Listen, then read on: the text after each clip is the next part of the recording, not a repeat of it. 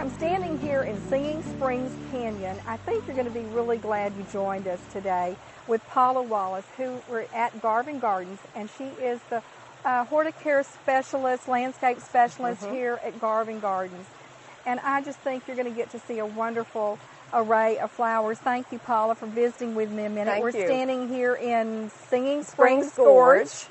And then there's a beautiful bridge that we're looking at. This is Canopy Bridge. That you actually watch them build here. And so this whole part of Garvin Gardens is about how many acres? It's 210 acres and 4.5 miles of shoreline on Lake Hamilton. So it's right on Lake Hamilton here in Hot Springs. Now then, I was visiting with my friend Mary earlier, and she said, you know, she's taken a vacation and driven to Bellingraph Gardens or to Winterthur, but this is right here at our own back door. And I think it's a shame if we don't come see what's such a treasure here in Arkansas. And Mrs. Verna Cook, is that right? Yes. Or Mrs. Verna Garvin. It's Garvin, yes. Started the gardens. Yes, her dad bought the property back in the 1920s, and he bought it actually before Lake Hamilton existed. It was on the Ouachita River, came through. And she was going to build a house here but never did? Right. And now then it's possession of the University of Arkansas, I believe. Yes, you told it is. me. Yeah, the School of Architecture. And so it's always being your job. When I caught Paula this morning, you had a shovel in her hand, and I said, what are you doing? I thought she was working in the water garden, but you were putting in... We were getting ready to plant a new bed, so we were adding fresh soil.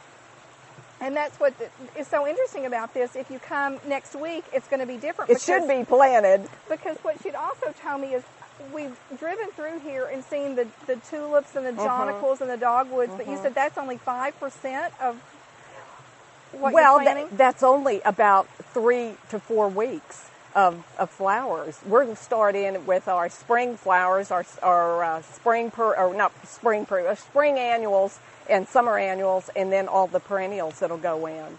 So it's constantly changing.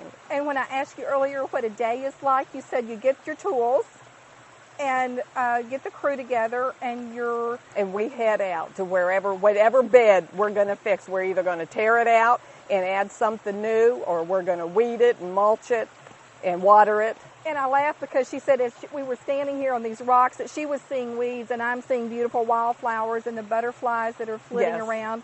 And, you know, as you go along, now you probably know this by heart, but you can pick up one of the guides to tell you all of the flowers and plants that are out here. It's not actually complete, but it gives you a pretty good idea of what's blooming out here. And then there's a lot of unusual varieties. These aren't what you would typically see. Well, we hope that's the way it is. Since it is a botanical garden, we're here to teach, and that's what we want to do. Bring in new plants, and so you can buy plants all over, but if we get some different ones in, it gives other people an idea, oh, this will grow or this won't grow.